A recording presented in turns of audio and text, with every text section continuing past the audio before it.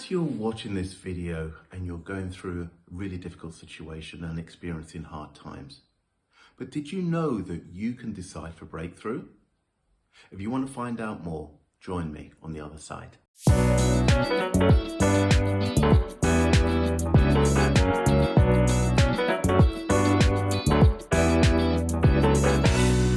At the start of my message, I told the story of how whilst being on vacation, I was challenged with having to drive up a very steep, winding, mountainous road, having to break through my fear because of a previous bad experience, and there was no turning back. I had to keep moving forward.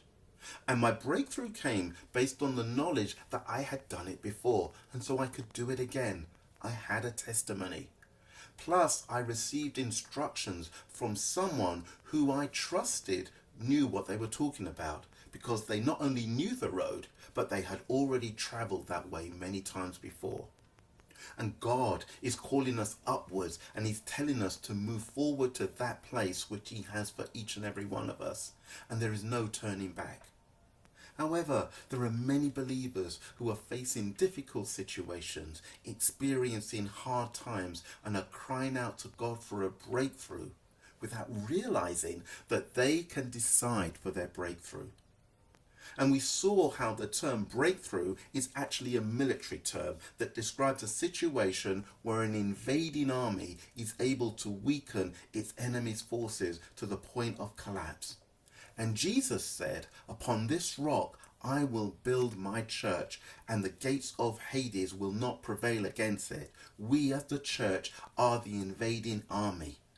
And in the message, we looked at Micah chapter 2, verse 13, which says, "He who breaks through has gone up before them. They will break through and pass the gate and go out by it. Then their king will pass on before them, and the Lord at their head."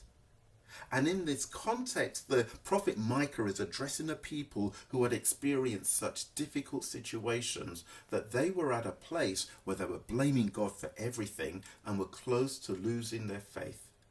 And in the message, we saw that the Lord did not want His people to stay in that place. He wanted them, as He wants for us, to break through and to move forward. And God has made it easy for us to break through. How is that, you may ask? Well, in that same verse, we read that the breaker actually, who is Jesus, has already broken through for us. He went before us, and He has broken through every wall that confronts us and every wall that may surround us. And maybe you're feeling the same way as the people did in Micah's time. Perhaps you're praying and trusting God's promises and they don't seem to be working. Or you're having to live with disappointment, unfulfilled dreams, and struggling to fight off that rising sense of bitterness in your soul.